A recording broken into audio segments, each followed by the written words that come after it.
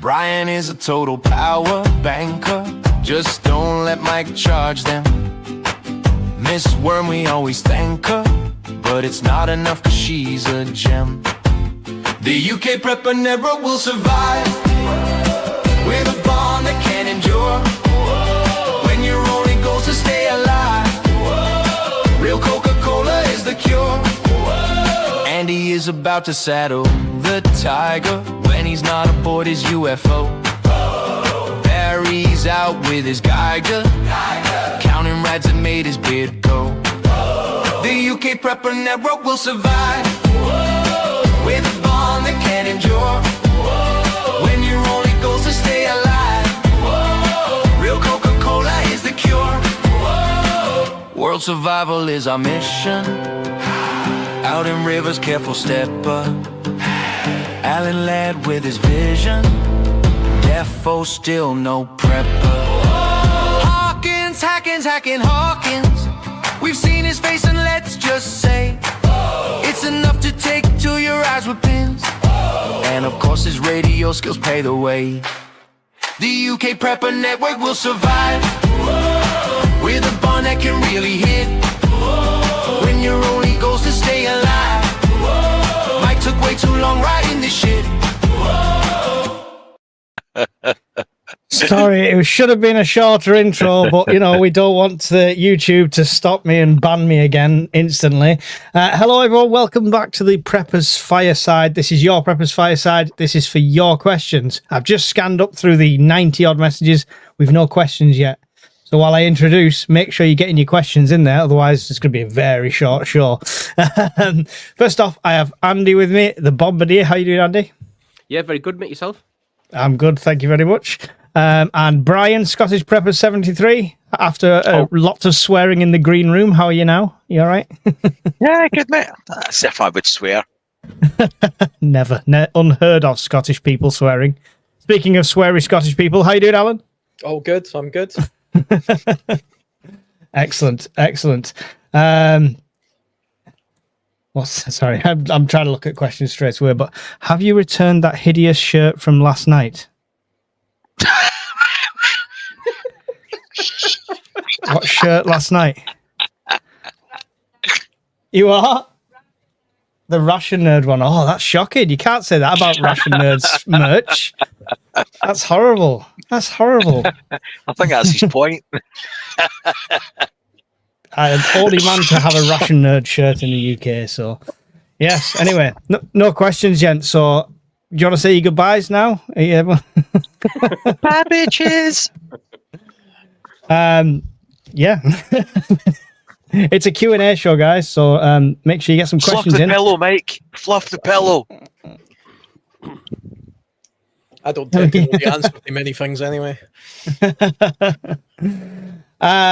Right, I'll get the first question in while we're waiting then. So I want to know where you're all at. We've not talked about just general prepping recently, so I want to know what's your latest prep and what's your latest plans with prepping. We'll start with you, Alan, because you're not a prepper. That's true. I am not a prepper. Even though I had a very similar argument with somebody. I managed to get a tiny little bit of signal. I was out last night, and there was somebody on one of the survival Facebook pages that I follow who was going on about the difference between preppers and woodsmen. Apparently, that's the new thing. If you're not a woodsman, you don't know what you're talking about. I don't really know what a woodsman is, so I don't know what I'm talking about. Isn't that when you wake up early in the morning and... Never mind. But I thought a woodsman was somebody that carved things and stuff, but apparently not. But hey, that doesn't really matter. There's nothing really changed. I've got an idea for what I'm going to do, sort of 2026, with the channel, and I'm going to try and steer it a little bit towards more urban survival, I would call it, rather than prepping. But we'll see how that goes. I don't know. It'll be interesting. What's your latest buy, if anything? Latest buy? What was the latest thing I bought? I don't mean like from Tesco last week. I mean prep related, I did just order a few more, and I spoke about this on Discord. So see these This is a really good brand I find for freeze-dried camp food. It's always been my favourite, and it's one of the only ones that does 1,000-calorie meals. And they actually taste okay. Some of them taste absolutely rank. But these ones that's good because the one I reviewed, ReadyWise, is to have 1,000 calories of that, you'd have to cook up 3 pans of it. Yeah, exactly. I mean, so this is this chili con carne is a full 1,000 calories. And nice. it doesn't really weigh a huge amount more than if you were to buy 2 500 ones.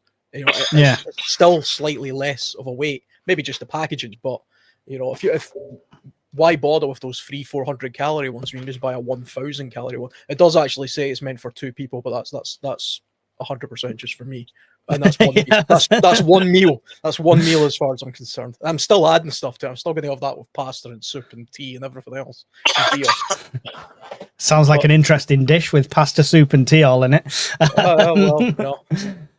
Brian, Alan's setting his stall out. You're getting fuck all. It's a meal for one, Mike.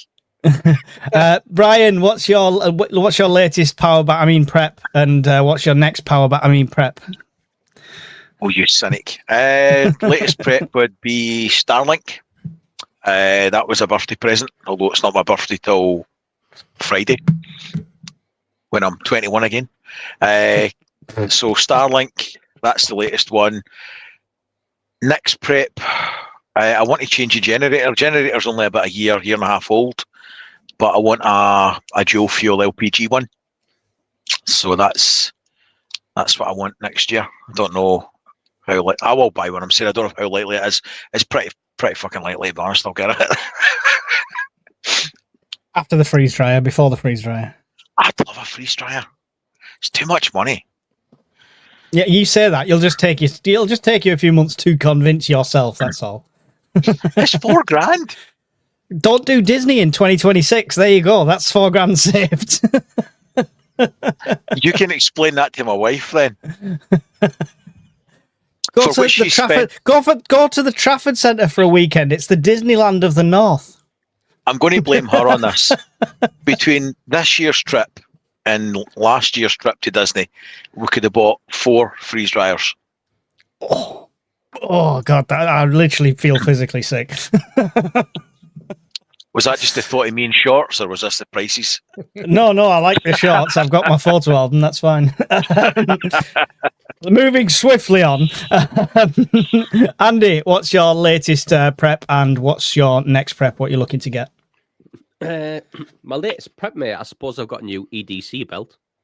If people want to see it, so I got one of those, mate. So it's got the Cobra buckle. All right, yeah. Holster Nice. belt. Oh, you've got to wear it. Friday. You've got to have it on and show us it. Give it a twirl. I got that one, mate, and I got a black one as well. That's Put them on then. What's the price point on them? It wasn't that much, mate. 15 quid maybe. That's all right. Yeah. In the Black Friday sale, and I think I got 2 for maybe 25, like as part of a deal. And the next thing I'm going to buy, mate, probably on the next Prime Day, I'm probably going to buy a Delta 2. That's going to be my next. Taking the plunge. Taking the plunge. And then and one of those panels from City Plumbing at the same time. And I'm just going to do a Bryce. I'm just going to put on a frame and then wheel it in and out the garage when I need to. Because there's no real place for me to put it, mate, anyway, other than on a frame. And it works well, mate. Anyway, I've got loads of room in the garage. It's also property, so I'm just going to put it on a frame. Do you know what you could do? See on the bottom of it, just buy some casters out of Screwfix. Either affix a wooden batten to the bottom and put the casters onto that, and then you just wheel it straight in and out. You're just using it as you've got a big lever then. Yeah, that's what I'm going to do, mate. Yeah. Sounds good. It's taking the plunge. If you need somebody to test the waterproofness of it, just give us a shout. I'll come down and float it down the river or something. Just make sure it's all up and running to scratch. I've got a load of questions I've starred now already. My latest prep is not my prep. It was gifted to me by Gaz that we saw on the Discord, which is the Kit Pimps smock.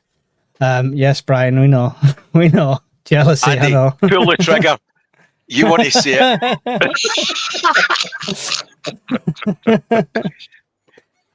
So yeah, and I'm going to do a video of what I carry. I was about to do a video of what I carry in my German Fleckturm one that I have. So I'm going to transfer all that over, get it all tied up and stuff, and then I'm going to do a video on that. And what I really want is the bag, but I also want Starlink, but that's a big jump. It's going to be an after Christmas thing, that, if anything. So that's the next one for me. Go on, Andy, you're itching to. I can see you. I can see you. Mercies for the week, Andy. No mercy. Sweep the leg.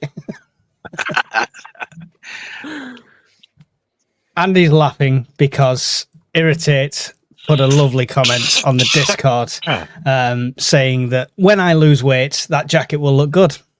So thank you for that, Irritate. Nothing like a vote of self-confidence for a guy. Self-esteem through the roof. Anyway. We logged onto the green room and he was making himself sick. I mean, I've got to be honest, that if I wasn't looking, it was quite arousing, the gagging noise, but didn't put me off in the slightest. Wow. He spat it out his tea. Right. Questions. What do we think of British weapons being made in China?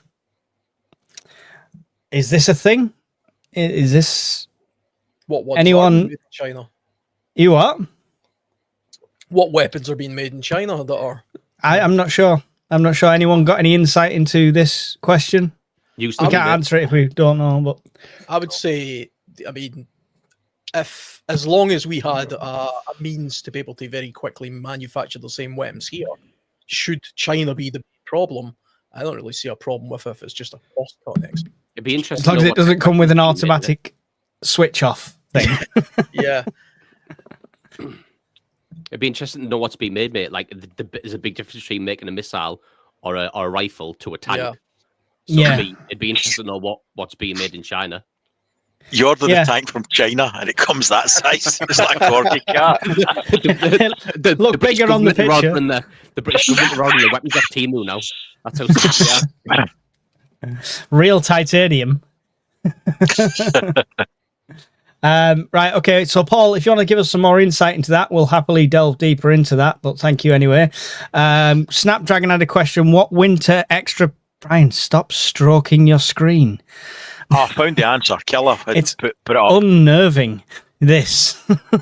It was 3D printers, British 3D printers being used to make weapons. I suspect it's probably drones then, or bodies or some drone yeah, bodies. I expect drone parts, yeah. Or the release mechs or something like that. I'm not fussed. You know, it's always going to go out to the best, the best deal. So it is what it is. What winter/extra preps are you carrying out for the upcoming cold snap? Yeah, so we've heard about this. We'd literally talked on a fireside about potential blackouts, not on a fireside, just on a random live, and how a really bad cold snap could strain the grid loads. So, I mean, Andy's kind of already answered this by saying you're looking at Delta 2, right? Is that based on this for winter as well, Andy? Is that inspired this? No, mate, it was purely after. So when I wanted to move on from what everybody usually has, where you've got those little power banks that power phones and stuff, when I wanted to branch out into something more sustainable, Brian suggested the C300, which has been perfect for me. I love it. It's a great piece of kit. And that's probably, like Brian said, that's probably the best entry model to get into it and get used to it and see if that's the direction you want to go. And I've had that for probably, might be a year and a half now, Brian, I think, have I? Will be, yeah. Yeah, and I've got the full solar panel for it, and it works brilliant. So now that I'm happy with that, mate, the next step is just to move on to the next step. It's just a logical step for me. And the Delta 2 is the one that Brian recommends, so that's the one I'm going. And to be fair, mate, I know Brian recommends them, and then loads of people in the Discord have got them. It's like there's that many people in the Discord and our community now who have them and use them. Yeah. So it just makes sense, mate, for me to take the next step. It's not necessarily a winter prep, mate. It's just a prep in general for any time of year, really. Yeah. So are you doing, apart from that then, are you doing anything extra for this potential cold snaps coming, or do you feel already quite prepared for that? No, I'm already quite prepared. I mean, every year, mate, I top up with that's what I'm looking for. salt for the ice and the snow. And then when I was at my old job as well, when there was a shortage, I just used to use builder sand. Builder sand mate did the same thing, the same job. So if anybody's can't get hold of salt, if you get a couple of bags of builder sand, it'll do the same job. I've dropped it in the chat, Mike. Okay, cool. So other than topping up the salt mate and the builder sand, I feel like I'm pretty squared away really. But apart from the Delta 2, obviously, but again, that's not a winter specific prep. Yeah, just your overdue upgrade kind of thing. So cool. Alan, with potentially the worst winter ever on record, as they say every single year, are you making any extra preps? Yeah, I was just about to say, I just read a thing in the news saying that this is going to be the coldest winter ever, apparently. And Sky I News read that yearly. Yeah. They just copy paste and change the dates. It's like this. Was it the snow bomb that's reported in the Daily Mail literally every single year? And Sky just now are saying that tonight is apparently going to be the coldest night since March. I was like, well, yeah, it's the middle of November, so it usually is colder in November than March. But I think on the home front kind of side, actually last week I got some of those those padded foam things for putting round pipes, because the house that I'm in just now, I've only been here a few years and I had problems with that last year. So because it's going to be particularly cold this year, I've actually went to town cable tying these foam things to some of the pipes that I've got outside, because that's the house I'm in. It's built in like the 30s or something, and they have pipes on the outside, which is really annoying. So I've insulated a lot of that, and I'll see how that goes. And I've sort of weatherproofed my fence a little bit better this time, because that was also a nightmare last year. And obviously on the wilderness camping side of things, I always move round about the autumn time to a winter setup anyway. But one thing I've got earmarked to buy this year is a small winter hot tent, which I've never owned before. I've got one large hot tent, which is a teepee style tent, and I've got a mountain tent. That's the only two tents I own, because I do everything usually in tarps. But I've got a few in storage if you want. You can just feel free to help yourself. You might need to. No, I need waterproof ones. You beat me to it. But yeah. I mean, I'm also looking at a small titanium wood burning stove to go with it. That'll be pretty cool, because I want to like put it into my motorbike camping setup, which is also kind of like a bug out vehicle for me as well. So if I'm going to buy a tent for that, I may as well make it a winterized one, so it has a dual use. It's something I can take in the winter months as well. Definitely, yeah. Sounds good. Brian, last but not least, your potential. We spoke about the potential grid going down and stuff like that, and the strain that a really bad winter could put on us. Are you making any additional preps for that, or maybe getting family to do so? Family, the ones that I still speak to, my brother's on board.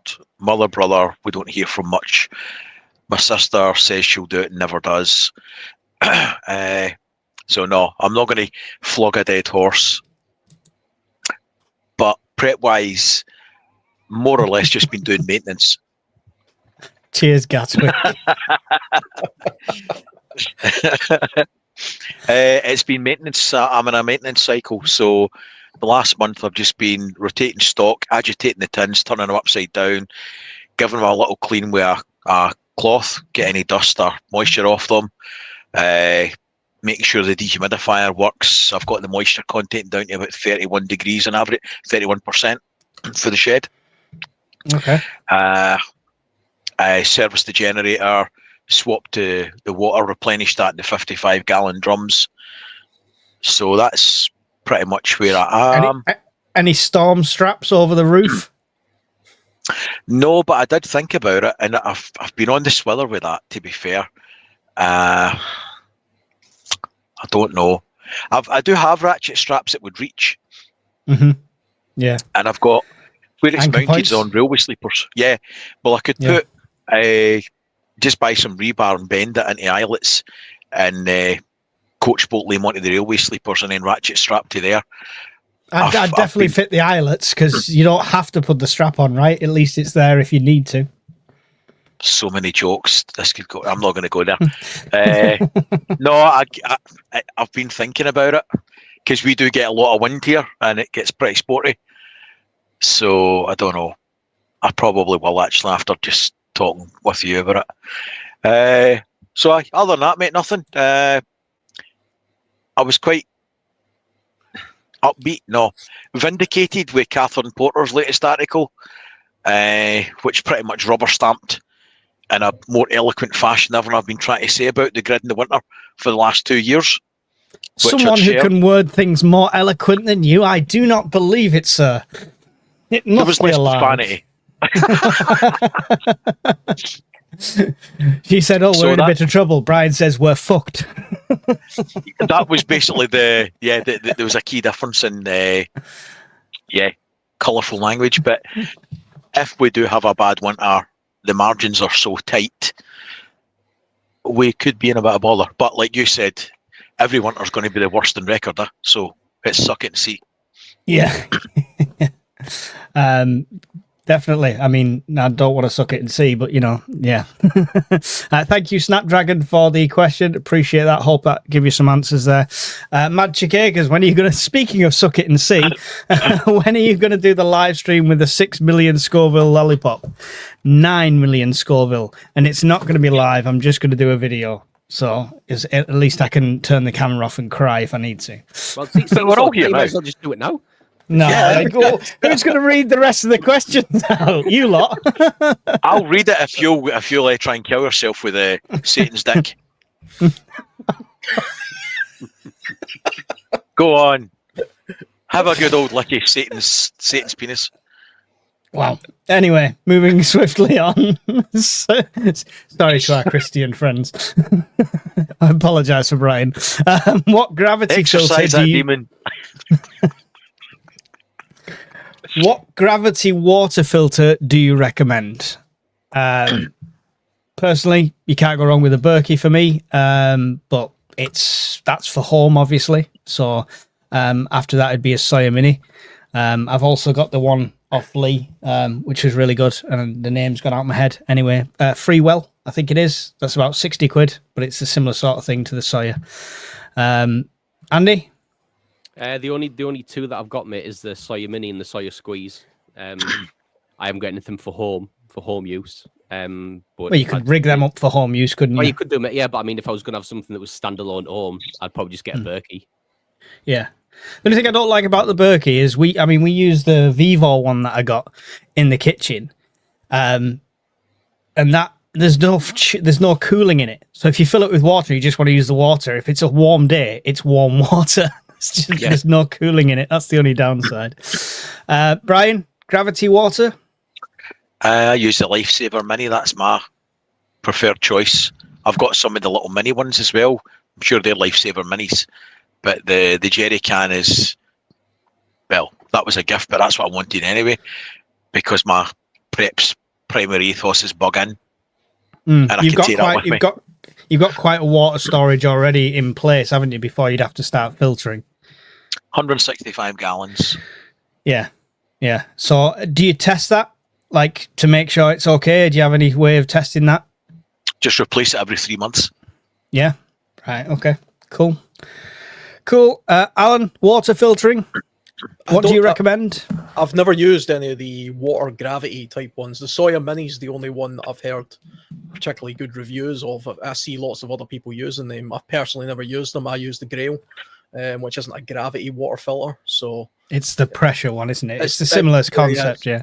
Pressure one, so you're pushing some water through a membrane as opposed to allowing it to do it itself. But that's I assume that's similar to the Sawyer Squeeze, Andy, is it? Where you're forcing it through. Yeah. Well, as close you're going to get. Yeah. It is a different. In fact, I've just lied, mate. It's totally different. It's a totally different premise and way to use it. All right. Okay. I thought it was a similar sort of thing where it's pressure that forces it through. Well, they both use pressure, but one's using a bag. Way.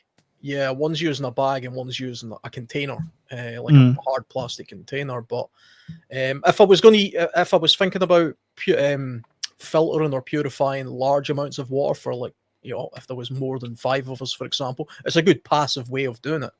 Filling up a bucket and having like a soya mini at the bottom, just dripping into a bucket. That's a good way of doing it. It's not practical for the kind of stuff I do. I'm usually by myself, and I need water immediately. And the good thing about the Grail is it's immediate water. I've got it in 30 seconds. Yeah. Cool. So what about the home situation then, with family at home and stuff like that? If it came to a need to filter water at home, are you just going to be sharing the grill? Well, yeah. I mean, I could use the Grail. I've got chemical purification as well, because this is a family of 3, 2 adults and a small child, and 1 dog now. Sadly, my other dog died this week, so I've got 1 dog now. But between us, the Grail would actually get by. With rainwater, I could collect rainwater and then purify it through that.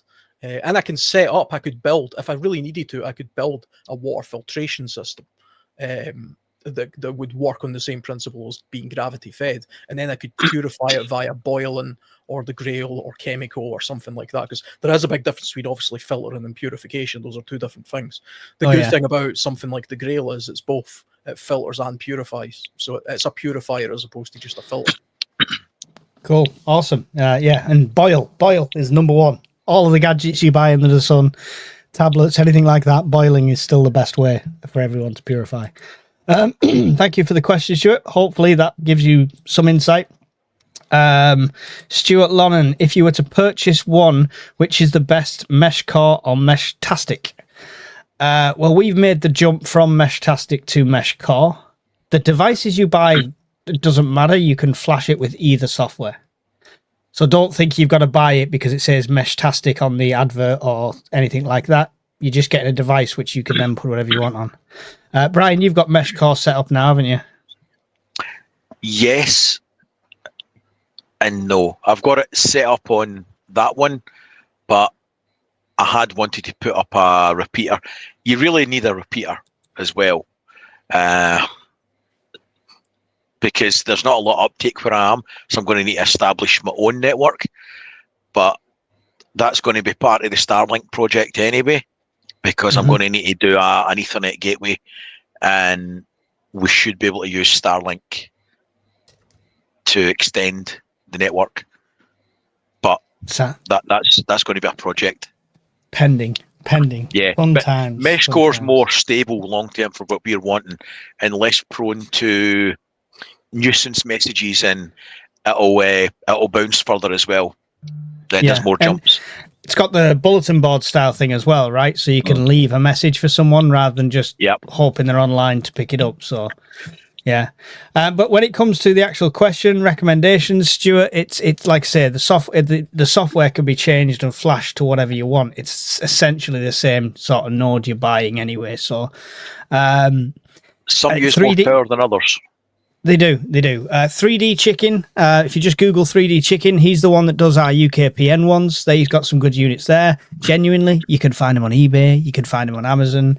You can spend next to nothing, can get cheap as chip ones like the Lily Goes, which are, cheap and cheerful but do the job. Or you can go the whole shebang. I've got one on my wish list at the moment, which is the Lily Go, the one looks like an old BlackBerry, but it's an all-in-one unit with the aerial. And it's got the keypad. Yeah, that's on my I want that one for the car. That would be ideal. So if only we had someone, mate, who could have come on tonight to answer that question in detail. I know, yeah. We don't have a communications expert that's sober right now, so sorry. In fairness, he did warn us that he might be a bit pissed. Yeah. Well, I mean, that's not stopped him coming on before. It's not stopped me dragging Alan on when he's like 9 cans in. I was about to say that didn't stop me coming on one time and making fun of the French all the way through it. Yeah, I think he did not hold back on the French. Guardian Prepping, awesome channel, awesome guy. Go and check him out. Question: if you could only have 3 preps item-wise, what would they be for long-term SHTF? You have a small family/friends group. Are you likely to be heading to the wilderness? So it's like 27 questions in one, but let's start with the you can only have 3 preps item-wise going into SHTF, and I'll go with Andy first. I'd have a tarp. I'd have some type of metal mug or metal pot to cook and collect water in, and I would take a knife. Yeah. Any particular one? K-bar. There you go. K-bar, tarp, and canteen, basically a metal canteen. For obvious reasons, you can't boil any water without a metal container, so it's one thing that's overlooked when people do these desert island picks. But yeah, it's a good choice. Brian? I was going to do something really funny and EcoFlow. ridiculous. Well, A panel from City Plumbing. well, he did. This is a bit of a cheat. I'd take the camper van as one item. Because technically it is one item. Oh, no. It's one item. No. There that's was nothing put on it. There's no prerequisites. So I would take the camper van. You burn down his fucking shed in one scenario, so then he has to sabotage everything else. Fucking hell. So I'd take the camper van. I would take the lifesaver jerry can. And Is that not already in the camper van with all your stuff, you know? No. I don't want to rip the arse out at Mike. And I would probably take a 12 gauge in case I was going clay pigeon shooting that day. Good choice, yeah. You never know when them pesky clay pigeons come around. Alan, 3 preps you can have, item-wise, what would they be? Oh, it's a tricky one, that, because free is quite difficult, because mine are probably very similar to Andy's. Actually, I think I would definitely take stainless steel container like this. I can do a lot of things with this. I would take ferrocerian rods, a decent one, and the thing is, I'm tempted to say a knife as well, but I think it would probably be at a pinch a tarp. A tarp trumps a knife. I can make something resembling each one of those things, but in an absolute emergency with a family and stuff, I would be better off having immediate shelter than I would have a knife. Because dicking around trying to build a shelter with my knife, while they're freezing to death in a rainstorm is just no good. I might have to go proper Stone Age and start, napping a stone into the shape of a knife eventually if for some reason there's no metal around. But a lot of survivalists say I would just take my knife no matter what. Do you know what? You can get by pretty easily without a knife. I went my entire early childhood getting by in survival without a knife because I wasn't allowed one. And I did all sorts of stuff, built huge shelters and had great campfires and stuff. So yeah, I think a tarp, my container, and a ferrocerian rod. What are you going to strike it with? Well, it comes with the striker, therefore. All right, okay. You can actually strike these with a stone. I've tried it. It's not easy to do, but you can actually scrape with a stone, and they work just the same. Oh, nice. Have to give that a test. For me, I'm going to take a leaf out of Brian's book. Then, if that's what we can do, I'm going to take my bug out bag, the car, and the kitchen. Fuck them. All right, there's 3 items, right? Now the kitchen's a cop out. That's cheating. No, genuinely 3 items. What about your brand new snugly fitting?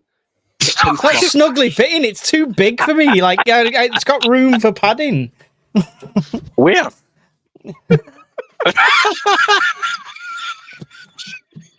Shocking, absolutely shocking. Right. Anyway, moving swiftly on. No, I'll agree with partly agree with Andy with a knife and a metal container, and then do the ferro rod the same as Alan. So it'd be ferro rod, knife, and metal container. Shelters I can build and stuff like that. Not and scavenge. I'm more likely to be able to scavenge a bit of tarp or a plastic sheet than I am a ferrous rod and stuff like that. So that would be my 3. The other parts of that was. Shut up, Brian. It's him snugly fit. I'm going to go and get it now and show you. Stop that shit. You have a small family and are likely heading for the wilderness. All right, so it's more the scenario than anything. Yeah. What would they be for? Yeah, that's okay. We covered that. Thank you, Guardian. Appreciate that one. I like stuff like that. It's always good to know. Tanya, with a £10 super chat. Awesome. Thank you very much. Love the lives and community you're creating. You guys always make me laugh. There we go. Thank you. At my expense, usually, Tanya, but I appreciate the compensation there. So I'm recruiting anybody who wants to be on a fireside. We've got regular slots opening up soon, so please send me an email or a message. There's plenty of room. Mike, what was the festive turkey fray bentos like? It was really good. Has anyone tried that yet? By the way, it's only $1.99 because it's only $1.99 because it's like a special one. It was like down at Home Bargains or one of them shops like that. So we got like a 4 or 5 of them sort of thing, and we both tried it. Even the missus, who's quite fussy with food, she really liked it as well. So, and had a surprisingly decent amount of turkey in it. You what? It's amazing. It's amazing. But yes, surprisingly quite a decent amount of turkey in it as well. So yeah, it's good. Highly recommend. I'm going to try the all-day breakfast one this week at some point as well. See what that's like. I don't know what that's going to be like. I'm expecting like a sausage this big in it or something. No, just because I said sausage and went like this doesn't mean you have to pipe up. You just don't have to. How do preppers cope with the stress of dealing with stupid people? You tell me, Amphia. You tell me. Please, if you know the secret, please tell me. Surrounded by idiots. All the time. Yeah. Okay. Got 68 It's not comments stupid behind. to them, though. That's the problem. When you're trying to explain prepping to somebody or the merits thereof, in their mind, it's us that's stupid. It's us that's nuts. And it's trying to find a bridge to get over the two. Quick question. Is Brian the breakout character?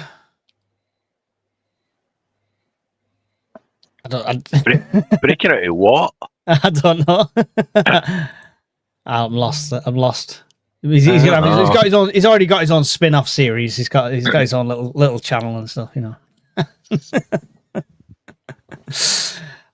Dick.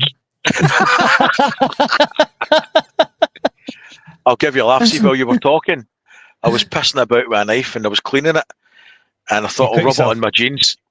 No, but it went straight through the fucking denims. So it's pretty sharp. Yeah, bleeding out on a live. Good for viewings. Good for viewing ratings. At least now we know how far Mike's bad luck can spread. Spread all over the through a live stream. I have nothing but good luck. I don't know what you mean. I'm blessed, Andy. I'm blessed. How are we all doing? That's not a question. It flags up question marks, so people put question marks in. I stop like this, and then I'm like, "What's going on? How's that a question?" It's a statement. Just scrolling down. I think they're saying about a tarp and stuff like that. No, don't stand up. Thank you very much. Oh, that's Andy's belt. I have a few of the all-day breakfast ones. I got a few £1.25 at Heron. Oh, I'll have to Google if there's a Heron near me. You what? That's £1.24 too much. You're not rate them, Andy. Not rate them. Fucking rats make them things. What, for Mentos? Oh, the steak one's lovely. I tell you what, right, mate. If SHF happened, no matter how hungry I was, I would not be eating that. Would you give it to the tiger? No, I wouldn't. Mate. I wouldn't. That's how highly I think of those tigers. I wouldn't put it anywhere near them. Have you tried those Dormeal packs yet? You get these meal for one Dormeal packs. The wet ones, yeah. The other day. Yeah, I mean, they're microwavable. I haven't tried it yet, but I'm thinking, see if you can boil that in a bag. That's an excellent little bit of camping food right there as well. You can. The English Woodsman did a review on them, and he took them camping and did it like that and cooked them like that in the bag, sort of thing. Well, he tipped it out the bag. You tried them, didn't you? The Frey Bentos versions one I did, yeah, I boiled them in the bag. Yeah. Jeff boil. Yeah. I always prefer to boil in the bag because you end up making a mess of your tin if you start Yeah. squeezing stuff in. So anything boil in the bag is good, but because it's plastic, I thought it might taste all plasticky and disgusting. But Well, to be fair, mate, on the back of the Frey Bentos ones, it says you can boil them in the bag. oh, does it? Yeah, which is why I did it in the first place. I bought a couple of the Dolmeal ones, but they're microwavable, and I gave them to the kid. So he ate them, and they were fine, and they looked okay. But I did wonder if they're boilable. Hell of a lot cheaper anyway, because the ones, the Frey Bentos ones I make, 'cause I've done them. I mean, this thing cost me 10 quid, and they're on offer. So I bought a few of these. Could have got 5 Frey Bentos turkey Christmas pies for that. Yeah. That's the evening meal of choice at our winter camp in Scotland, Andy. So you'll have a pie ready for you when you get. No, It's not coming now. in fact, I'll throw it in Hawkins' pen. You disappeared while we were talking about it the other day, and Hawkins said, "Oh, I'll just go up to Andy and drive up with him." So you're gonna carpool with Hawkins. That's all right, mate. If he wants to drive, by all means, he can come pick me up. I'll message him after this 100%. He can take me. That is fine. I have no dramas with that. I said if you two are sharing the same car, I want the video evidence of like. Why? Also, would be me talking. What would it be? Just make a normal video. You wouldn't be able to see him, would you? It's gonna feel weird driving next to an avatar, though, isn't it?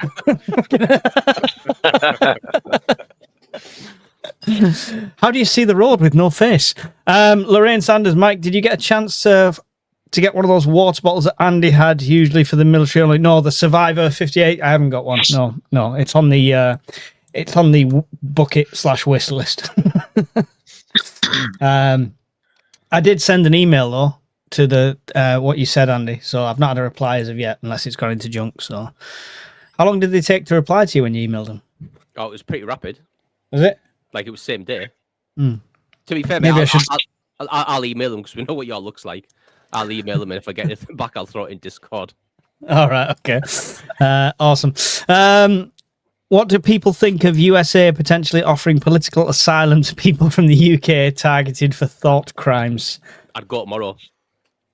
There you go. You go tomorrow. I mean, I would love to, but I've got too many children spread across this island that I'm responsible for. Some I'm not responsible for. I don't know, possibly, but there's just lots of little people like me running around. Alan, would you take political asylum to the States? Yeah, I'd consider it. There was a time where I always wanted to move to the States, and then as politics over there changed a little bit, I went off the idea. I used to originally want to go to California because it had great weather and great wildernesses, but I don't think I could live in a state like that. They're just as bad as this place. But oh yeah, there's nice places in Texas and Florida, so Texas, I was looking at. There's some nice places in Texas. Brian, you're getting close to the old age cutoff for getting over there, so would you consider it soon? Many more comments like that, you'll no fucking see it. Cheeky basket. Brian, you practically live in Florida anyway with the amount of trips you take over there. Yeah, that's it. Have you not got dual citizenship yet? I would. The problem I've got, my job doesn't exist there, to be honest. So I don't know what I'd do. But in principle, if I had the money and they would let me in, I would go to Texas. I'd go to Texas in a heartbeat. Right. Go work where? Go work in a gun shop. That's what I'd do. Oh, that'd be pretty cool. Exactly. Plenty of them in Texas. Yeah, I'd like to stay there. I think it would be maybe a ranch, maybe 10, 20, 30 acres, something like that. I would be happy with that. It's pie in the sky. Wife would never go. Chump change over there. Cool. Thanks for the question. I think it's a resounding yes if we can. Is there a downside to MREs? Depends what you're comparing it to. They're more expensive than tinned food. They're less. They last less time than freeze dried. So you've got your food in stages, Brian. Probably is a good question for you. I'll go with 2 stages. So short term, mid term, and I would deem it to be long term. Short term would be tins, jars, that sort of ilk, were 2 to 5 year shelf life that you would use. Mid-term, I would call wet rats, like MREs, which would be a 5 to 10 year shelf life, and dried stuff ending up to 25 years. But downsides, the only downsides with MREs is the vegan shit in them, if you get stuck with one of them. But other than that, yeah, I do. Oh, vegan sausage or something. Traumatic flashbacks for that vegan sausage and beans. Oh, it's horrendous. Vegan sausage is literally getting attacked with Antifa in the showers. Nobody wants that. So I personally don't see any downsides to them. I've had more than one rat pack of different menus. Andy will have eaten hundreds of the fuckers. The two downsides to them is the British MREs is that they're heavy. The wet food are heavy. So if you're taking any amount of them out for a long period of time, they do weigh a lot. And the other downside is they're designed to make you constipated. They're designed to stop you crapping in the field. So if you eat them for any extended period of time, you are going to end up in a exploding. You can't eat them. You can't eat them forever. There's a reason why Portaloos on exercise are called thunder boxes. So that's the two main downsides. They're designed to constipate you, and they are quite heavy. I'm sure hospital food is designed in the same way. I'm sure it is. It's designed to kill you. Yeah. And just so everyone knows, that is the new mother of my grandchild. So congratulations to the new mummy. That's Charlie. That's my son's missus, who's just given me the grandbaby. So there you go. It's your daughter-in-law. No, not married. So I don't know what. It's daughter-in-law-ish. Yeah, not by law. I was going to say as well. See, the MREs, the wet meal types anyway, they don't fare that well in really cold climates. So if you're doing any kind of anything below sort of -3 or 4, they can freeze, and they're a pain in the arse to try and heat up. When I go on mountaineering type trips, I always take freeze dried purely because the other ones freeze. And like Andy says, they don't. If you were to eat MREs all of the time, if you actually read the ingredients of them, they're horrendous. So they're really not good for you. I didn't know they deliberately kept you sort of constipated, but the ingredients in them is astronomical, and it's all preservatives and shite. So it wouldn't be very good for you, I don't think, if you eat them for longer than, I don't know, maybe a month or 2. You would probably really start feeling the effects of it. I think the longest I ever went try to eat stuff like that was probably only 5 or 6 days. And I felt kind of bloated actually now that I think about it. Maybe that's why. So if your entire survival plan is based around MREs, consider what you're using for your Kazi as well. Thank you for the question anyway. It's always a good one. Might make some people think who literally just have MREs as their survival food. But that's a really good point, Andy. So thanks for that. Already done that one. What's the worst prep item purchased so far? Ooh. Alan? I've got a 511 backpack, which I do still use. But see, to be honest, I kind of regret buying it now because it's so heavy and relatively impractical for most of the uses. And for some reason, people like when they buy these tactical bags, they've got like hundreds of pockets, and they imagine being able to organize everything and put like everything in these little pockets.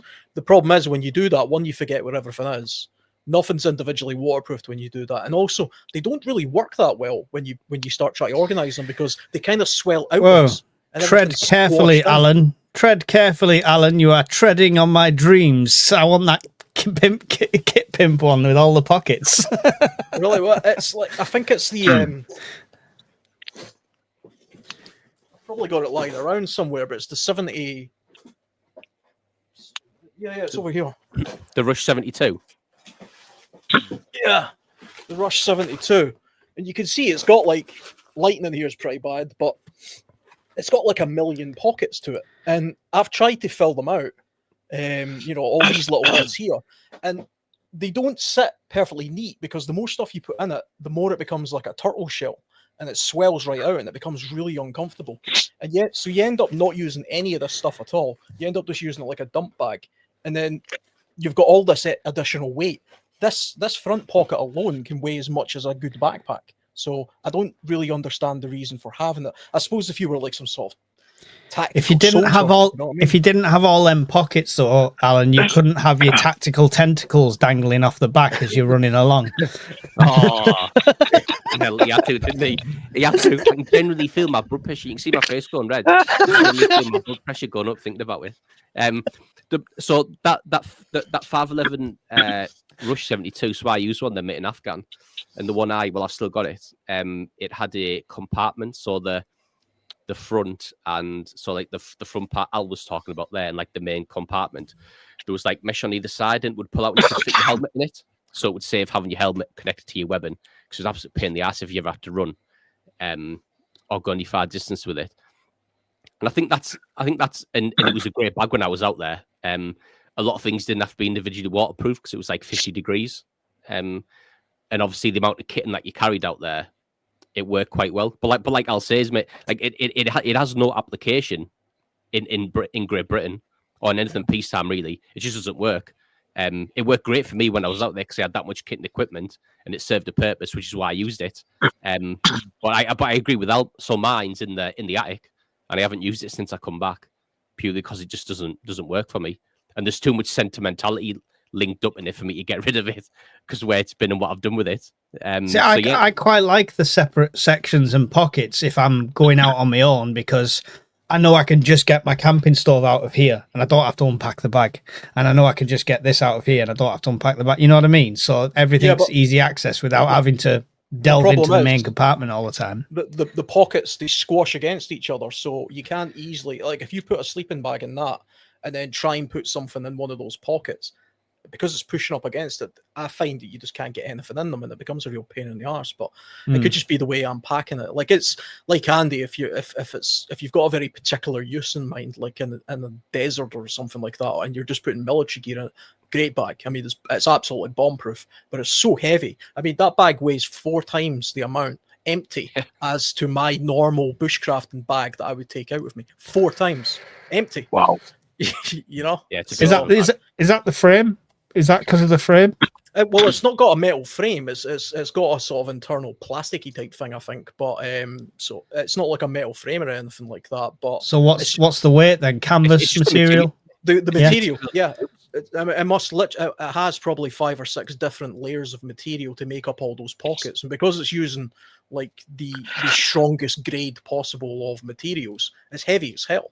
And I also found that it actually holds a little bit of water, weirdly enough. It doesn't come with a rain cover or nothing, so it's not actually a waterproof bag. If it rains, water will go through it, and it actually retains some of it as well. So I've still got it because I paid a lot of money. I got that way back in the day, and it cost me a fortune. So I still have it, but I kind of regret it because it just sits in this room, hardly getting used. Excellent. There you go. Brian, worst prep item purchased so far? This fucking workshop, mate. I was thinking about that. And I'm thinking, I was looking round about and I'm going, I don't have anything that I thought was a waste of money or wasn't good value. And then I looked at the ceiling and I thought, I know the bugger that's a waste of money. Garden Buildings Direct or Billy O Sheds, they're absolute shite. So if you're looking for one, don't buy it. In fact, if you buy one, let Mike camp in it for the night and set the fucker on fire. They're shite. I don't know where this has come from. There's no where this has come from. I've never set a tent on fire. The things so far.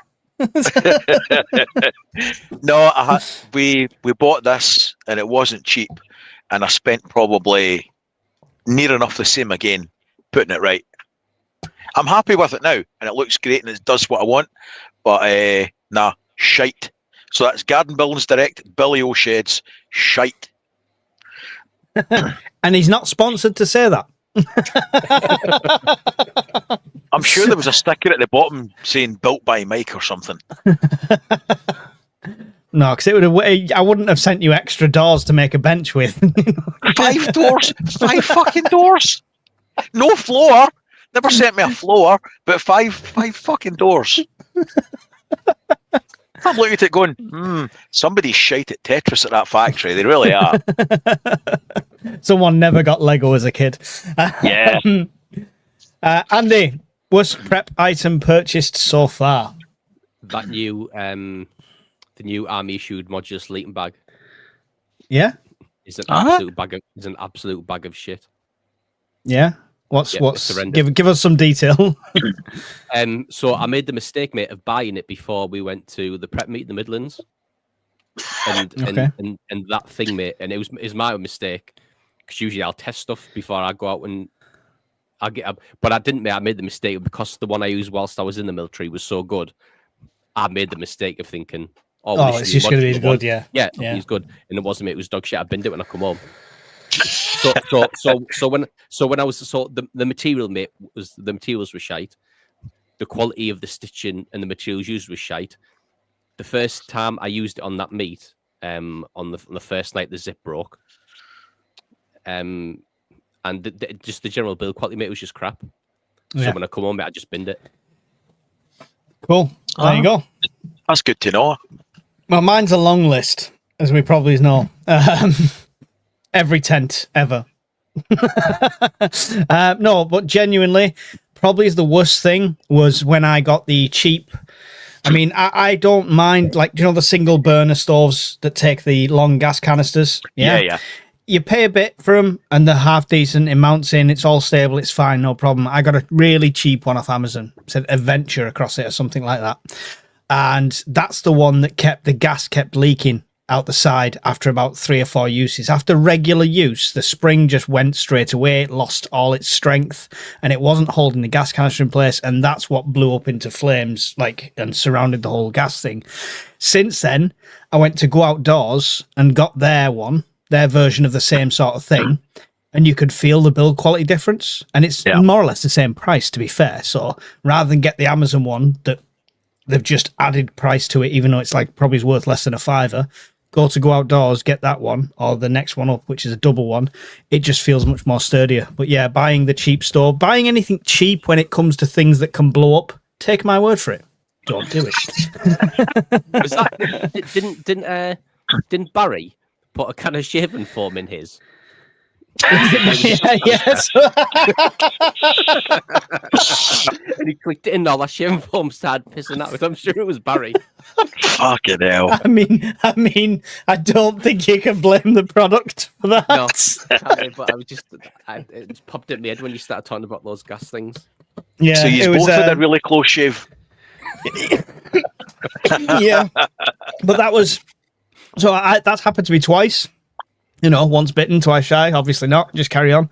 I had 2 of them anyway for redundancy, and the first one happened at the first Midlands meet. And Chris, the UK prepper man, he was sat making his brew, watching me as I'm over this stove, and the flames surrounded my head as it all went up.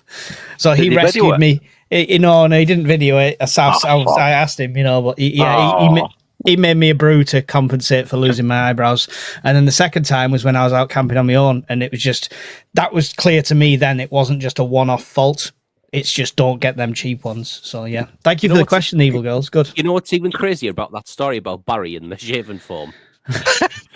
The bloke's got a beard. So why did he have shaving foam? That's the even crazier part of that story. Where did he get the shaving foam from? That's got to be a wind-up. So that's what I mean. You don't know what he shaves? Yeah, you only see his beards. You don't know what he shaves.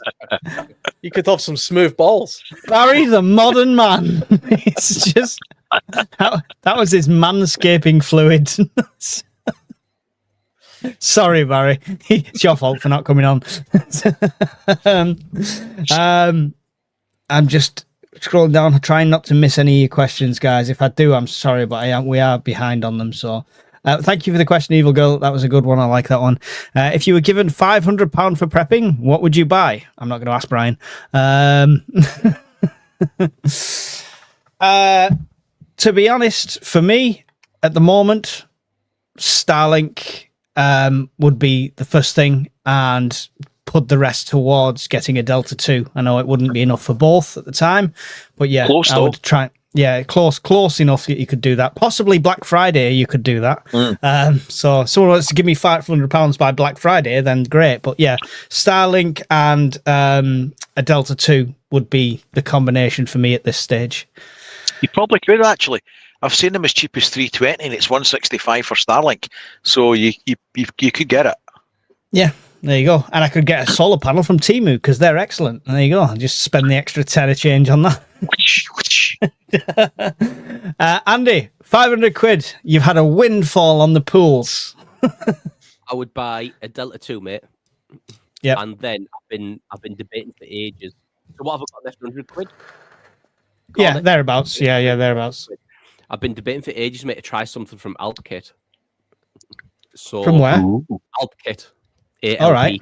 AlpKit. So I would potentially try a bivvy or a tap from AlpKit with 100 quid here left. Or a sleep mat, maybe, something like that. Black Friday sale now on. How much? They've just stuck a new stamp on a Berghaus coat and added 100 quid to it. Mental. Anyway, 184.99. Yeah, that's not going to happen. No, it's excellent. I love the fact that you tested something as well. That's great. Alan, £500 on the pools. What are you buying? Probably the small Pomali titanium wood burning stove I mentioned earlier on. They're about 500 quid, and they look fantastic. But 500 quid's a lot of money. But if I just had a random 500 quid, then yeah, absolutely, that's probably it. Stick it all on red. Buy, Mike. You could buy that. You could buy the Delta 2, and you could buy a proper jet boil. I could. Do you know what? The list is endless, really. Let's be fair. As preppers, we're never finished. I want the HD50 paintball gun. I want the Crossman rat catcher air rifle, which you can have in the UK. They're the two things I want as well. I was back up on a army camp up here doing some stuff for work, and I went into the Naffy dinner arm, and they were selling the jet boil zip in there for 99 quid.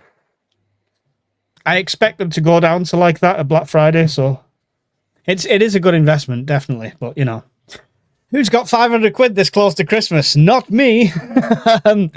Don't have 27 kids, guys. It's not good for your bank. So Andy, 500 quid. What do you say? Sorry. The Delta 2 and then something from AlpKit. Yeah, Delta 2. And Alan, you're on the titanium stove. Titanium stove.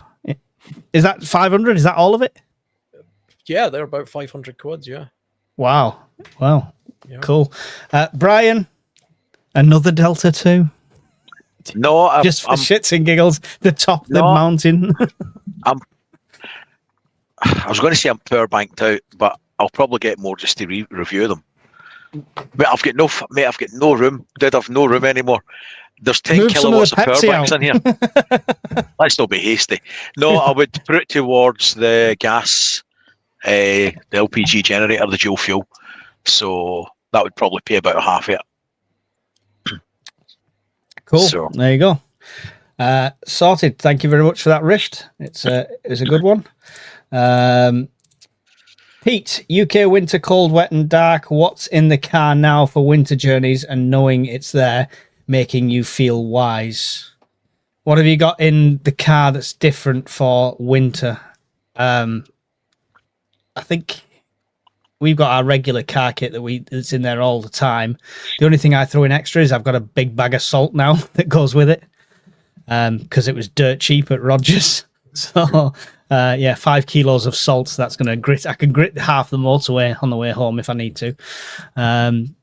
Funnily enough, mate, you know, in the when I used to have my BMW, when I used to have to when it got to winter time because it was rear-wheel drive, I used to have to put 4 bags of salt in the boot to give it any type of grip, mate, coming off the drive. So when it come to winter time, like I was absolutely useless for getting anything in that boot apart from barbell weights and grit of salt. Wow. There you go. Up the hill. Do you have anything in the car, especially for winter now, Andy?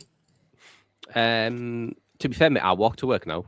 But if I was going to go on a long journey, mate, I would have standard car kit that we've all probably got. The only thing that goes in winter, mate, is extra food, mate, and extra warm gear, sleeping bags, extra food, that type of thing. Yeah, I keep a couple of wool blankets, but again, that's year round, even in the height of summer. I don't know what I'm going to do with them in the height of summer. Make a big tent, maybe, and set it on fire. Brian, anything extra in the car over the winter period? Yes, a couple of things. So I keep a Anchor C300 and an electric blanket in it now, in addition to the sleeping bag that I always keep in it. And other than that, I just add in more food, so more wet rations, and what do you call it, more water. Excellent. That's basically it. That's the only amendments. Alan, anything in the car or on the bike, even for that matter? In the car, I've got a kit that all stays in the boot. It's in a big sort of plastic container. I did a video about it ages ago, which is basically everything you would need, and it's got a all-weather, cold weather suit in there that I can put on even if I'm just wearing work clothes, and that'll be good for cold weather conditions. The only one thing I will add to the car if it starts snowing, because I did this a couple of years ago, I don't have a long commute, but if it starts snowing, I chuck a pair of wellies in the boot, because if the car goes to get stuck or something, I've got a tiny little rubbish car just now. If I have to walk home, it's only a few miles, but trying to do that in a pair of trainers, which is what I'm wearing when I come out of work, would be a nightmare. So just a pair of wellies is what I'll add to that. Yeah, I chuck my walking boots in the car when I go to work, because it's like 90 miles, and if I ever had to trek back, it's a long journey. So I've always got the walking boots in there. Thanks for the question, Pete. And Vanessa Kitty, where in Texas would you go? I don't know. I was looking at the jobs I was looking at were in Houston, so the outskirts of that. There is a Pasadena in Texas where I was looking at houses, but I don't know the areas. So Brian would go wherever the gun shop is hiring. Yeah. I'd need to research it, mate. I don't know enough about the state. You would have to do your due diligence and see crime rates, all that kind of shit. Property prices would have a big thing in job availability. Yeah, the property prices, you'll cry just comparing them with them over here. Some of them. What do you prep for stopping fires? How many extra options do you consider as needed for those who are accidental arsonists? Don't know what you're talking about. Thank you for the £5 super chat, though, Gala. Fire prevention. Start with you, Brian. Fire blankets. It's passive. You don't need to worry about expiry dates, and you don't need to worry about the type for a start. So you should have at least a couple of fire blankets in the house. And the problem I've got, if there's a fire with the domestic house batteries, there's nothing I can do about it. Walk away. Walk away. I'd be waddling with style right out the door, mate, because if that stack went, the house is a total loss. There's nothing you'll do. Nothing. Nothing you'll stop it with. So I've got some CO2 and some dry powder extinguishers. Really selling the solar dream to everyone there, Brian. You've got to be realistic. I mean, if these things go up, it's not so much the batteries that go. In most house fires with solar systems, it's the panels, be shitty installs and poor MC4 connectors, high resistance, whoosh. It's the roof that goes up. It's not the batteries, as a rule. And there's nothing you're doing about that either. So prep for the normal things. So fire blankets and CO2 and dry powder. You can always raffle off your old Deltas, Brian. They'll never go to waste. So yeah. Alan, anything extra on fires? Just for the house, I've got a couple of those small fire extinguishers dotted around. There's one in the bedroom, there's one in the kitchen. I've got one in the shed. Lidl sell them every now and again. They're only about like this big. You keep them in the car as well. I think they've got them at the moment, actually, because they've got a full Parkside range in at the moment. So they seem quite decent. I mean, they've got like a lifespan, but I don't know exactly what that is. But they're not expensive, and I have a few of them dotted about. I've got an integrated smoke alarm detection and a heat sensor in the kitchen as well. This room actually that I'm in just now hasn't got anything, so I do actually plan on buying another heat sensor and putting it in here, not a smoke alarm, because I randomly burn incense sticks in here sometimes, and so I don't want it going off. But Incense. Incense. yeah. We get you, Alan. it could get smoky in here, But, Getting in touch with the spirits. well, I'll get a heat sensor in here, and that kind of squares off the house. When it comes to being out in the wilderness, I just, sensible precautions. I do actually camp in some very high risk fire locations sometimes, and there's a lot of peat on the ground and things. So, that was actually a bit of a thing this year. I was in an area that was literally on fire at one point. I've seen people just like rock up and start setting up a fire on dry leaves and everything. They don't clear a space, they don't put rocks around it, they don't dig a hole, anything like that, and it winds me up. Yeah. You need to do a fire safety video, Alan, on your channel. That'd be a good one. I probably should, especially for the peaty ground. A lot of people just don't understand that if you go into a place full of moss, like in the Cairngorms, and you build a fire, the fire can actually burn underground for months. Literally a month. It can smoke and it will spread. It's amazing. In the Welsh mountains, where all the slate mines are in North Wales, they've got a lot of Japanese knotweed, and that does the same. The roots burn underground. And so a fire can start one place, and over under the mountain somewhere else, suddenly a forest fire can start. So it's definitely something to be aware of. Cool. Andy, anything to add on the fire precaution front? No, I know. I won't go into it, but I know why Great Galaz asked that. And if I was him, I'd keep a fire extinguisher in the bedroom in case anything happens during the night. So you're not running to a particular room to grab it. Even if you don't want it in sight, maybe just keep it in the wardrobe. Yeah. And if anything did happen during the night, you can run straight to your wardrobe, grab it, then you're out. As soon as you're out of your bedroom door, you've got a means to fight whatever you face. Yeah. So that's what I would do if I was him. Yeah. Great points. Great valid points. Thank you for that, Great Galar. Appreciate that one. What have we got? Sorry if I missed this, but what are your keep warm plans if the home heating fails this winter for you and your family? I'll go first if you don't mind. I've got a tent that's no good for outside because it leaks. Which is I know. Pick your jaws up off the floor and I'll continue. So seriously, obviously blankets, electric blankets, stuff like that. We've got loads. I've started every time we go near a charity shop. I'm a nightmare now because I'm going in looking for wool blankets because they're expensive if you buy them new. But you can find it doesn't matter what the pattern is. I've got some horrendous ones, but they do the job. So wool blankets, removal blankets, stuff like that. If it gets really cold, we all end up in one room. If it gets really cold, we set the tent up and we're all in the tent because it's less area to heat and your body heat in that tent will keep you warm. Other than that, I do have, for the gas canister cookers we just talked about, I have got a heater now. And for all the people that say, I'm going to gas myself to death, I've got a bit of common sense, so I usually wouldn't. But also, Hill have just sent me this, which I'll be doing a review on soon. These are the guys that did the reverse osmosis filter.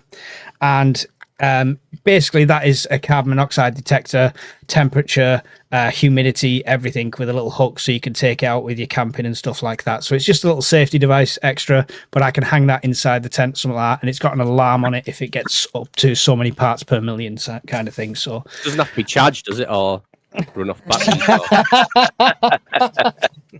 You just can't resist, can you? Just can't resist. It does have to be charged. It does have to be charged.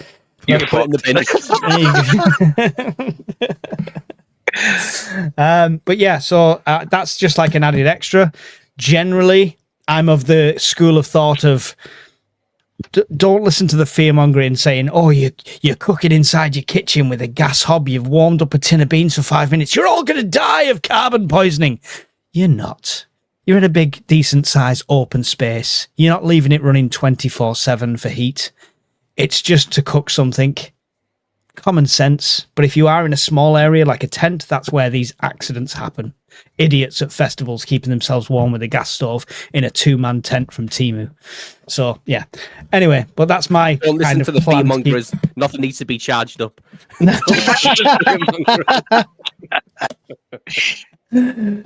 You can go next, Andy. The only thing I have, mate, is sleeping bags. Yeah. The old, not I suppose they are old, but the Arctic issue ones, a bit that I used, and I've been down, I think, -17 in them. So I know they go down to -17. I've always been warm. Yeah. And I know the work, mate, and you're probably not going to get a better sleeping bag for the price point. To be fair, especially if you're on a budget. So that would do. I mean, to be fair, mate, I'm lucky there's only me and Leanne. So what price point are we talking for the audience? Oh, you can probably get one with for 40 quid. Yeah. Probably in really, really, really good nick. They're called a bouncing bomb for a reason. Because they're huge when they go into your Bergen. Do you know what I mean? So I would only advise them for use in house if it was for what Nicky's saying. Yeah, or like car camping where you can throw extra stuff in and stuff like that. Yeah, awesome, cool. Keep him warm, Brian. Got electric blankets everywhere, haven't you? I've got a few. So it would depend how cold it was, but there's 22 kilowatts of batteries in the house that would keep the heating running for 16 hours, depending on the temperature outside and depending what else you were running. If that was then optional, it went longer than that, then there's enough power banks and electric blankets that you could either share them or have one each for an evening or a couple of evenings if needed. If it was any longer than a couple of evenings, then you would have to think about it and maybe move to one room and conserve your resources. But in the short term, it wouldn't be it'd be fine. Yeah. Basically, everything's electric. Yeah. Good stuff. Alan, heating at home if it fails? I think I'm just the same as you. It would be a case of confining to one room. I've got some of those electric fires as well, those cheap little ones. So if I still had power and I didn't care about my electricity bill, because these things eat electricity, they heat a room pretty quickly as well. But I mean, I've got a hot tent, a fairly large hot tent that I could set up in the garden and literally use a wood burning stove to heat that as well. And I can't imagine this ever being the case, but it would be possible for me to bring that wood burning stove into, say, the living room, and then with some stainless steel flexi pipe, I could simply have it going out the top small window in the living room, and then I would literally have a wood burning stove in my living room. Then you could jerry rig it that way. It doesn't really get that cold in the UK. I mean, not really. If you've got a relatively well-insulated house, my house is quite well-insulated, you're not likely to die because it's never really going below -10 max, really, sort of sea level. And when you're inside your house in a room, if you're in a pensioner, please don't take Alan's advice. Carry on. But yeah, I mean, I can't really imagine it being that cold for that long that it would become like a survival type scenario. But like the goal is to one day get a proper wood burning stove in the living room. I've got a chimney. I just need to buy the stove and sort it out and get my act together, and then that's the goal, Mm. Well, funnily enough, Nikki has actually been through this situation, and you can find out all about that this Thursday on the Prepper podcast, because something's just broke on Brian's. She's on the Prepper podcast telling her story on this Thursday, so make sure you tune in for that as well. Thank you for that one. Killer71, have you guys considered crayfish nets, passive hunting? Our waterways are crawling with them. Yeah, I've got some long nets. I also did I give some to you, Brian? I give some to Hawkins. Hawkins had a couple off me as well because I got them as part of an auction, like quite a few of them. So yeah, I've considered it. What I would actually fish out of the Manchester Ship Canal, I'm not sure it'd be edible. But they're there anyway. Fishing, Andy. I've never considered crayfish nets, mate, but I would now he's put it in my. Now he's got me thinking. I don't know if there'd be anywhere around here, mate, with crayfish, to be honest with you. But if I was in a position where there was crayfish close by, then I think it's a good idea. Yeah, definitely. You can pick up the nets as well on most car boot sales and stuff for next to nothing, guys. If anyone's considering that, something you've considered or done, Alan? I've not got crayfish nets, but I do have a couple of lobster pots in my shed. A few years back, I did a camping trip in Arran and Mull, and I took them with me, and I caught lobsters and crabs and all sorts of stuff with that, and cooked them up. It was really easy to do. You just go out at low tide, put them in the rocks, and with a stinking fish, and you're guaranteed to get crabs anyway. Oh, nice. So, other than that, you're guaranteed to get crabs in Scotland. There you go. Yeah, I know a few places you'd be guaranteed to get crabs in Scotland. Sorry about that. How much kind of, is lobster pot something you can make, or how much what we kind of talking cost wise? Because obviously the fish nets are about anything from like 25-30 quid if you're buying them new, down to like a £5 on a car boot sale, less than that. Do you know, I don't know how much they cost, but they can't be that much, because I literally got them for free when I was at a place where I was launching my dinghy, and I was testing out an outboard motor for it. And I was talking to the guy at the side who had a whole bunch of them, and he actually said, just have a couple. So he just gave me them. And they're quite, you could make them, I imagine. And you could they probably weren't his.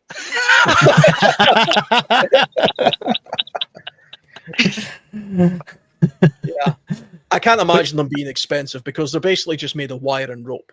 And they have a weight, they have like a lead weight or something in them, and or you can put bricks in them, and it's got a rope, and then you can put a float on them and things like that. But yeah, no, it's a good idea. It's a good idea. Brian, something you've considered, the passive hunting with waterways and stuff? Yes, but not here, because there's a canal about a mile and a half from here, and the only thing you'll get out of that is dead cow shopping trolleys and some pike and perch, none of which are particularly nice to eat. That being said, I do have a lot of fishing rods and a lot of fishing gear, and for passive fishing, I bought some gill nets, and I bought some of the fish traps, the folding ones, and they've got the nets to trap the fish one way. So I bought some of them. I've never used them, but I bought them, and I've bought snares that I've never used. And honest answer, I've never used snares in my life, so it would be teach yourself how to use snares if I had to, but I bought them anyway. Better to learn now in peace times, Brian. We know this. We know this. You can catch crayfish with an empty hook. There you go. It's good to know. It's good to know.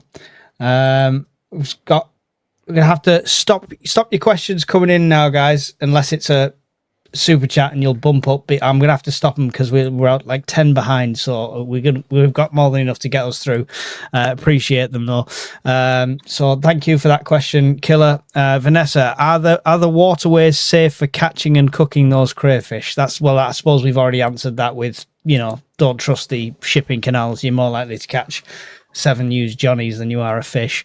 Not from the ones you're at.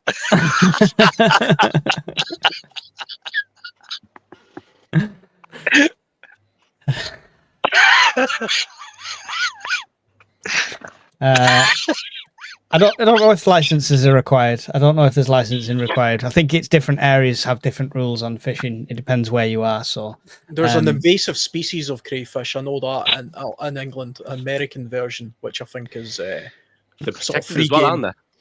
But there's some in Scotland that are protected, along with freshwater mussels. There's a river I camp near, and you can see freshwater mussels there.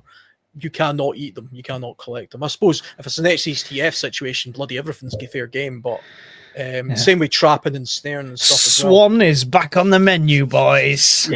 Well, it already is for some people. But, they're eating the cats. They're eating the birds. Yeah. If I meet Indians in the Amazon Delta, would they know about Mike and fires? There's tribes in the Amazon who've got more stuff charged than Mike. Why I do this? I don't know why I do it. Join the fireside next week when we've got Sigma, Funky, and all the other guests coming on. Hey, Deuce, got any tips? Okay. It flagged it because it had a question mark, so I have no idea. When I packed for the Midland meet, I grabbed a tube of Savlon from home instead of the toothpaste. Didn't realise until the first morning when I stuffed the toothbrush in my mouth. Ooh, nasty. Nice. I heard gagging coming from that side of the camping area. I just thought you and Andy were getting to know each other, so more than just neighbours. How is your army malarkey going, Mike? I went for the interview, been down to the base and spoke to the sergeant there. I actually had an interview with and spoke to and everything. Everything's going ahead. Everything's all good. Done my aptitude test, etc. They expect me to go to Glencourse in January/February, depending on availability. So there you go. That's how it's going. Got to get training. What dimensions is that titanium stove? That's the one you were on about, Alan? Yeah, 500 quid. She wants to know how much stove you get for your book. I would have to look up what the dimensions of it are, but it's about this big. If you can see that, it's you can get a folding. That doesn't help when you're 6 miles from your camera. About this big. That's a separate subject. It's on the Pomali website. They do two versions. They do a folding version and they do one that's it's entirely intact and it's got two glass windows either side. Not folding, yeah. That's the one I'm after. So, I would have to look it up. I don't know. Cool. Thank you, Vanessa. Guardian prepping, future prep question. How many years till we have solar powered dirt bikes or mobile organic 3D printers available, capable of reconstructing any plant matter into water or food? Technically, it's there now. Yeah. Most of that's there now. Well, we've got electric bikes. There was one I looked at that was it had like a 180-mile range on it as well. It actually looked like a cool bit of kit, but it defies the point of loud pipes save lives when you're going along in an electric motorbike at 90 miles an hour. Yeah, Ryan from F9 did a review on an electric dirt bike, and they suck. He knows his stuff, that guy. So I would look into that if you plan on buying one of them as a dirt bike. I mean, everything sucks when it first comes out. Like the first electric cars and stuff were horrendous. So hopefully with time, Brian, you were saying all of that's out now. Just to what extent? So the all 3D printers are portable if you've got a power source, and they're all rechargeable off the sun if you've got the sun. So all of the top lines there now. The organic 3D printers, they've been doing studies and trials for the last few years on 3D printing cartilage for people's ears and things, and doing cosmetic reconstructive surgery and stuff. There's also studies going on just now for doing using templates of organic 3D printers to build up organs. So there's all sorts of shit going on now with that. But for any sci-fi geeks there, it sounds like it's like a standard template construction type printer that can do any pattern of anything.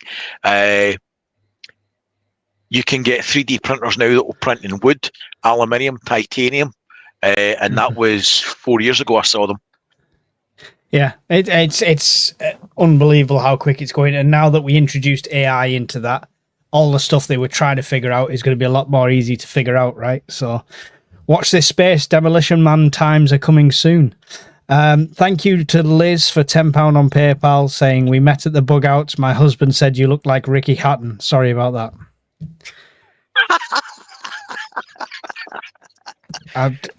That's the best podcast I don't see it. I don't see it. I don't see it. Maybe in his prime, Thank you for the question as well, Guardian Prepping. Jay Still Logging has a suggestion. People should get acquainted with diseases in wildlife. If SHTF and you have to hunt and gather, you should be familiar with TB, CWD, foot and mouth, etc. Definitely. Spotting symptoms, knowing don't eat that sheep. It's very sick kind of thing. It's all good knowledge to have, definitely. And last one, Nikki has I said Ricky because of that Ricky Hatton thing. What an idiot. Nikki has a random question. Do you have your bug out outfits ready on hangers or set aside to go? Bug out outfits. That's an interesting one. We all have bug out bags and go bags or grab bags and stuff like that. But what about the clothing? I mean, if that happened to be the day you were cross-dressing, Brian, do you have to quickly change, and is it all ready? Well, I mean, my bug out size 10 stilettos, if it's a Friday night, that could be an issue. But unless I'm bugging out to a Rocky Horror Picture Show revival, then I'll probably be all right. But mate, But do you it's not have like something? I'm not Mr. Ben. I don't open the cupboard and I'm going to be a fucking astronaut today. It's just full of clothes. No, Mr. Ben's disappeared. He's not done anything for ages. No, I don't have. I've got clothes that are more suited to outdoors that I could put to hand straight away. Put it that way. Depending on the time of year, you would choose everything's a toolbox. You would choose your clothing to suit the season. Yeah. Cool. Alan, do you have a bug out outfit ready to go? Like a Superman booth? Outdoors. I've got a cupboard right sort of there. You can't see it on the camera, but in there I've got, there's maybe 4 or 5 different, I suppose you would call it, outfits for different seasons. But they're just outdoor clothes. And the reason I have them is because, well, one, some of them are more suited to other things than others. Like, one's camouflage, they're all kind of greenish and things like that to sort of blend in better if you're hunting or fishing or something. But almost all of my outdoor clothing is also treated with permethrin. So purely for the sake of it's treated clothing for anti-ticks. And also I don't mind it getting like scuffed up and dirty and things like that. Is that like the Nick Wax stuff? What is that? It's a spray on to kill bugs, mate, and stuff like that. Yeah. It's an anti-tick chemical that you spray. The one I've got, you spray onto your clothing, and it stays on your clothing for several washes. But it's the only thing that actually kills ticks. Embrace the ticks. Embrace the ticks. Yeah, well, I've got some of it right here. That's the one I use. There you go. That shit can't be healthy. Well, it stays on after X amount of washes, and it kills the ticks. Yep, kills them. It actually paralyzes their nervous system apparently and kills them outright. It's not a deterrent. It's a killer. So you wouldn't want to put it near your skin. But I mean, that's one of the reasons why. Just the clothes you're wearing. Yeah. I mean, but if I spray it on my boxers, can I stop having kids? Is that? Yeah, I would probably definitely do that. It's some dodgy stuff. But can you go back and give it to 18-year-old me?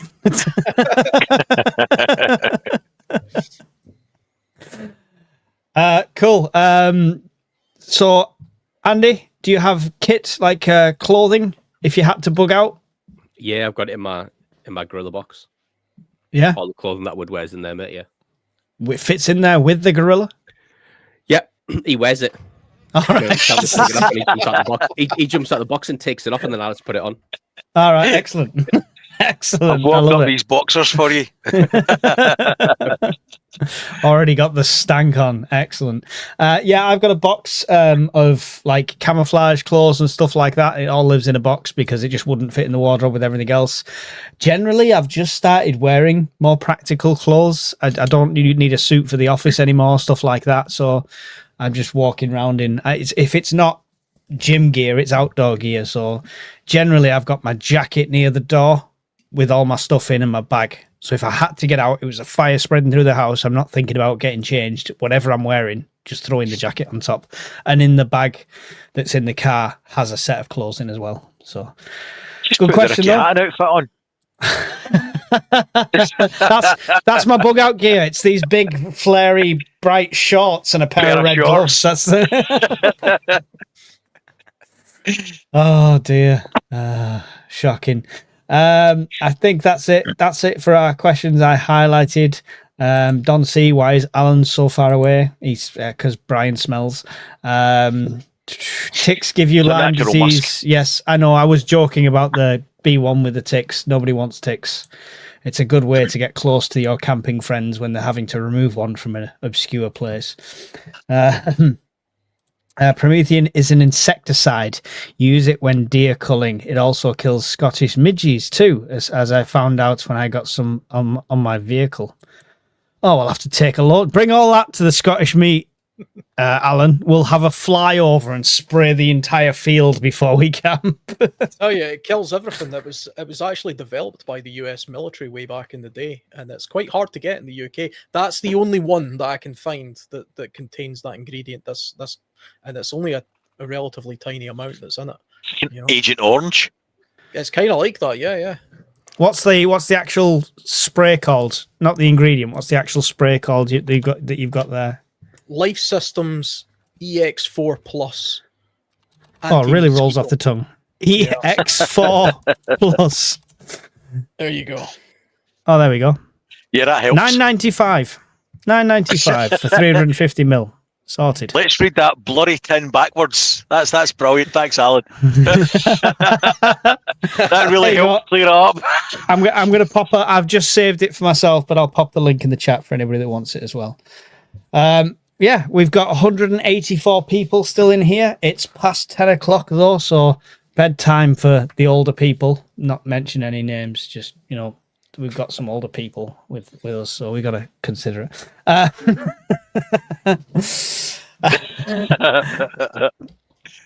Everyone watching on Andy's channel, Alan's channel, Brian's channel. I'm Mike, UK Urban Prepper. I post videos galore, ridiculous amounts of videos. Most of it's crap. You might find some good stuff, so make sure you subscribe to me and check it out. Andy, would you like to tell the people about yourself? Yeah, I'm a part-time YouTuber. I post probably the most infrequent of everyone here when I get the time. I did have a flurry of putting loads of videos out, but then contract pick back up, so I'm back in work at the minute. But I've got an OEX, is it a Hyena 2? And I'm just going to raffle the 10. I'm going to raffle it off, mate, in Discord for Christmas. Awesome. So somebody can have a 10 for free. So I'll do that over Christmas, mate. I'll send it off whoever wins. Awesome. There you go. Good reason to join the Discord. Thank you, Andy. Brian, tell the good people on everyone else's channel about yourselves. I do a fair amount of review videos. I do a lot of fear-mongering videos on how the power grid is perilous and it's all going to implode in the near future. It's not fear-mongering. I think it's actually true. So yeah, I tend to concentrate on technological solutions to grid down and bugging in versus dragging your kids and granny out into the forest with a drunk octopus on your back and singing Kumbaya around the shitting your brains out for 3 days in the cold. So I would rather bug in, and I tend to prep for that shit. With lots and lots of power. 1 or 2 power banks. 1.21 gigawatts! Thank you, Michael. Alan, world survivalist, tell us all about your adventures. So yeah, my channel's mostly wilderness based type wild camping. I do some kit reviews as well. I'm trying to make videos on a more urban-y type end, a more prepping end. I'm actually finding them difficult to make because it's kind of outside my comfort zone and I've got terrible recording equipment. So I'm going to update all that stuff and hopefully next year you'll see a big uptake in that kind of content. But yeah, it's mostly outdoor camping type stuff and wildernessy type things. I think I promised to upgrade my cameras on my 10th video, and 987 videos later, I'm still using the same shit. I'm jealous of all these ones with the really nice equipment, but it is what it is. So Mine's a phone. also, yeah, I mean, I use my phone for stuff, and I use this is just a webcam sort of thing, but it'd be nice to have all the nice and shiny bits, but it is what it is. Thank you to our awesome moderators tonight: Rift Security, Miss Worm, Evil Girl. I don't know if Hawkins even showed up. Of course he wasn't. If you're watching Hawkins, Bullshit, it looks to me like the best part of you ran down the crack of your mama's ass and ended up as a brown stain on the mattress. That one's for you. Yeah, thank you to everyone there. Don't forget, Miss Worm has her own channel as well that she'll link in the comments. If you want a break from prepping, just someone to read you a nice story in a lovely tone of voice, go and check out her channel. And she's a published author as well, with a book on Amazon, which you need to go and buy and check out, stuff like that Andy's going to read at some point. So thanks very much, guys, and we'll see you all in another fireside soon. Bye, guys. Laters. In the glow of embers dance, we've prepared for every chance, living simple, living true, with the dream we all pursue.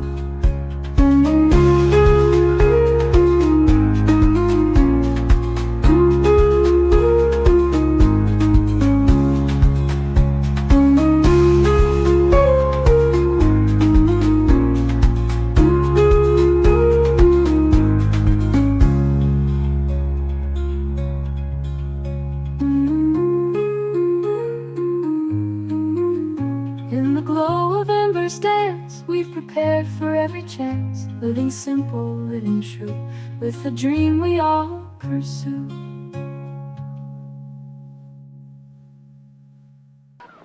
I'm Brian! I'm Brian! I'm Brian! I'm Brian! I'm Brian and so's my wife!